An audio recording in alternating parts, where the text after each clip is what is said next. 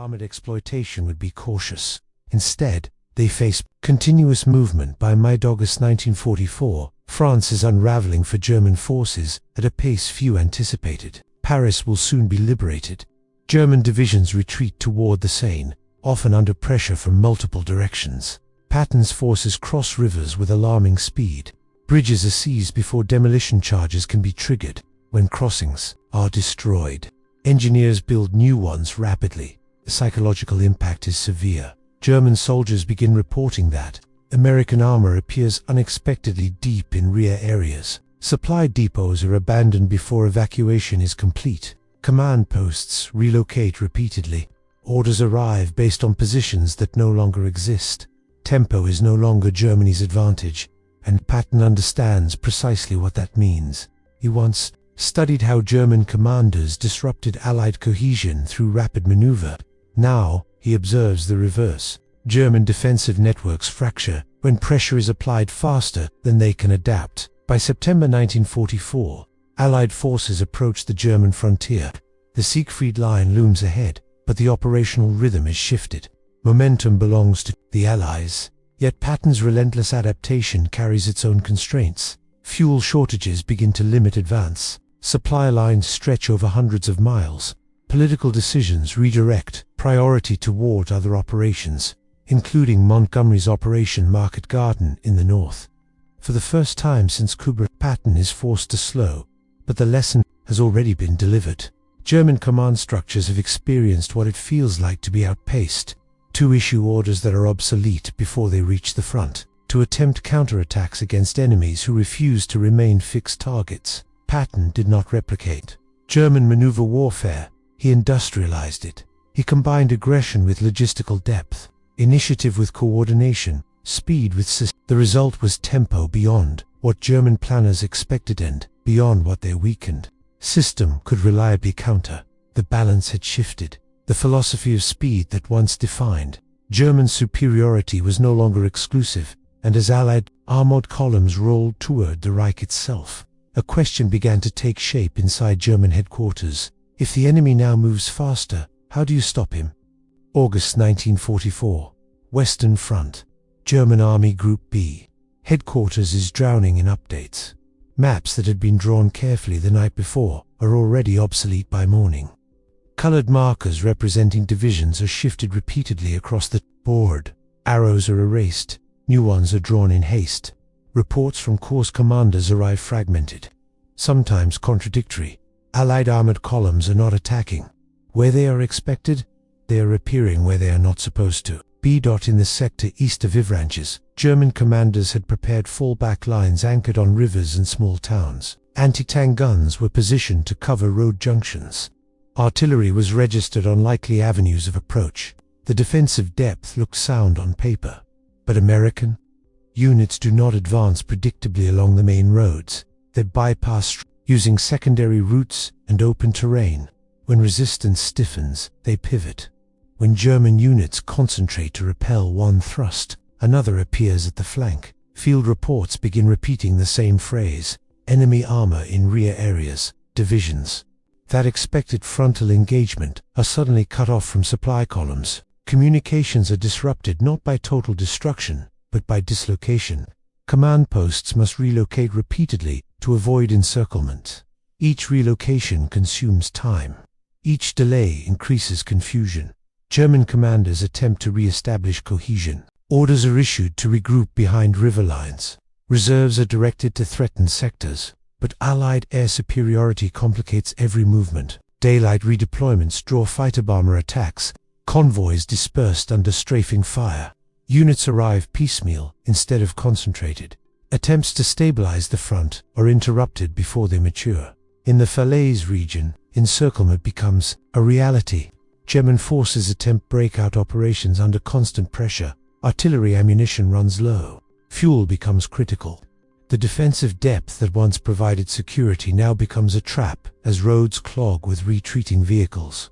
Operational maps at higher headquarters shift hourly. A corps believed to be holding firm is reported withdrawing. A reserve division assigned to plug a gap is delayed by destroyed bridges. An order to counterattack arrives after the situation has already changed. The tempo of events exceeds the tempo of decision-making. Traditional German defensive doctrine relied on elastic defense in depth. Forward positions would slow the enemy. Mobile reserves would counterattack once the main axis was identified. Controlled withdrawals would shorten lines and preserve combat power. But this structure depends on clarity. It requires time to identify the enemy's main effort.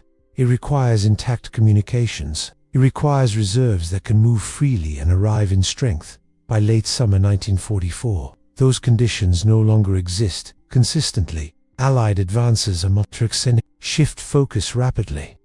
The question of where to commit reserves becomes paralyzing. Bacasino, single axis appears. Decisivental, it is too late. In one sector near the Seine, German units establish a defensive line along the river, confident that natural barriers will slow the advance.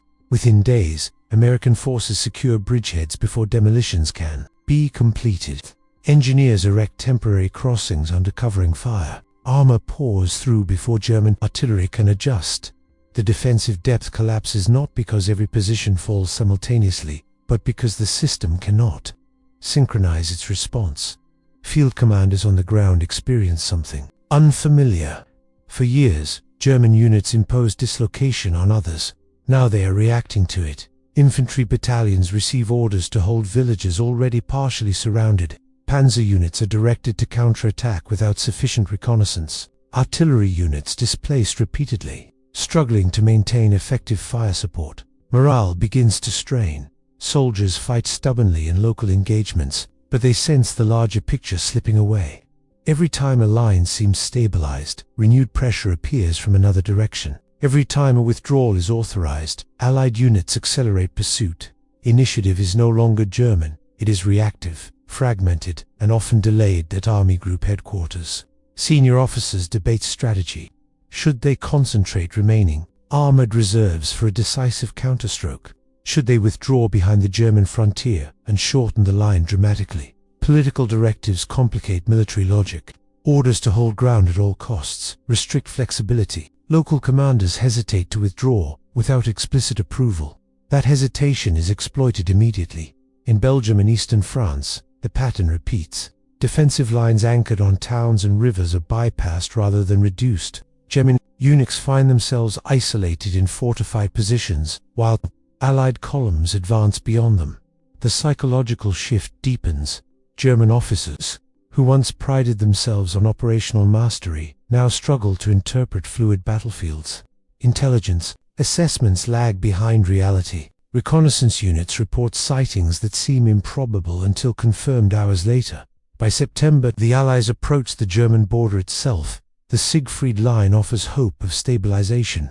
Concrete bunkers and anti-tank obstacles promise structure where maneuver has brought chaos. German commanders hope fixed defenses will restore predictability, but even here, the pattern continues. Allied forces probe for weak sectors, identify seams between units, and exploit them rapidly. Defensive depth fails to function cohesively, because reserves are insufficient and communications remain strained. Operational control erodes gradually, not dramatically. There is no single catastrophic collapse, only cumulative dislocation.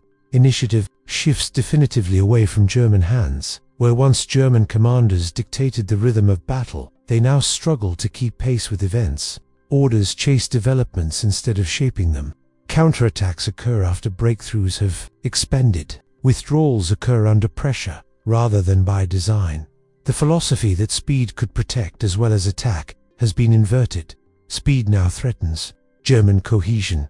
By autumn 1944, a sobering reality settles across command headquarters. The enemy is not merely advancing, he is maneuvering at a tempo that German planners did not anticipate and cannot consistently match.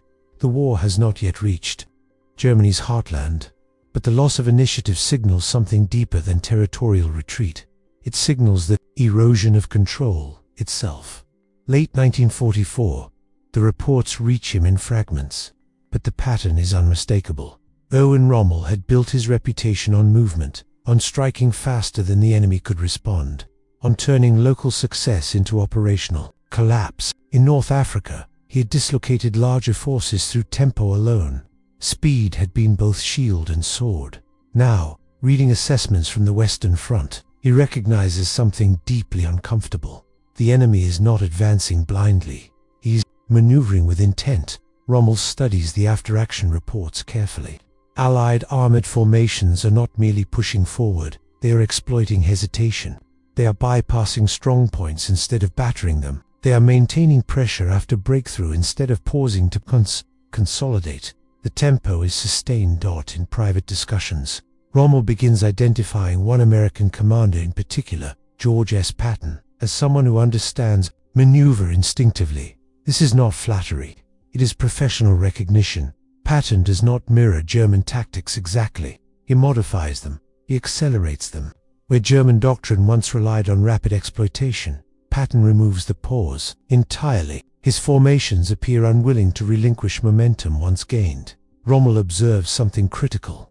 The Allies are no longer learning German doctrine. They are evolving beyond it. German defensive planning had assumed a certain rhythm.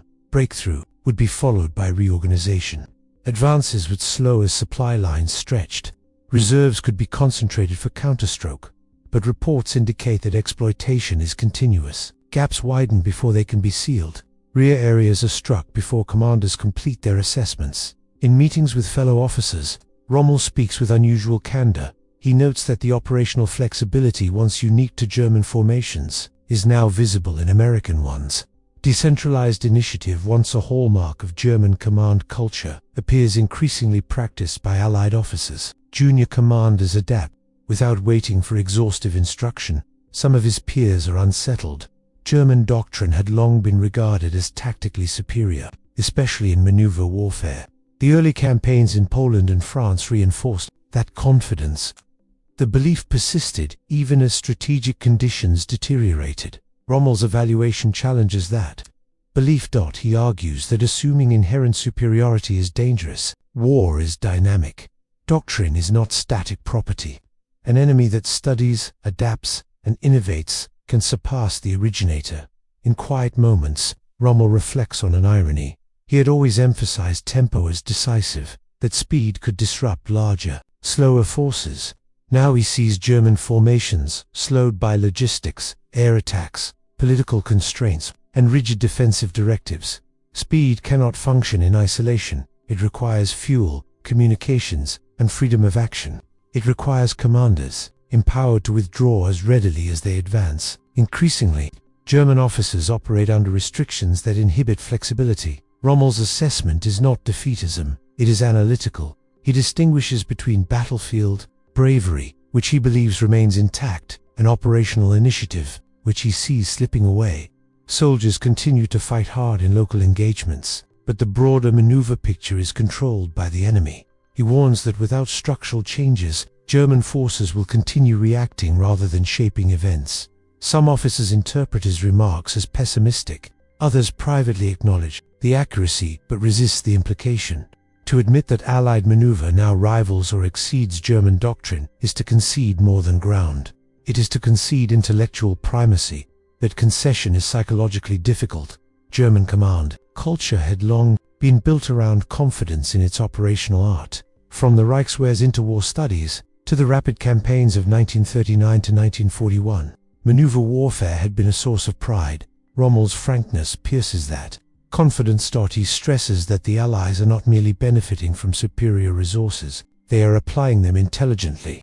They have integrated air power, logistics, and armored maneuver into a coherent system. This system sustains tempo rather than exhausting it. In his view, the problem is not that German officers have forgotten how to maneuver, it is that conditions now favor the side that can maintain speed across extended fronts without interruption. The admission marks a subtle but profound shift within German command circles. Privately, some senior officers begin reassessing assumptions. Discussions grow more sober. The language of inevitable tactical superiority gives way to cautious evaluation. The psychological impact is significant. For years, German commanders believed that even when outnumbered, they possessed a qualitative edge in operational thought. Now that edge appears contested.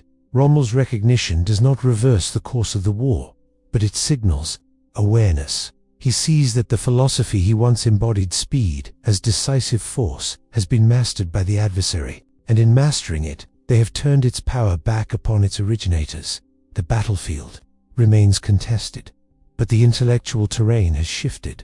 What once seemed uniquely German is now universal, and whoever applies it more effectively will dictate the pace of what comes next.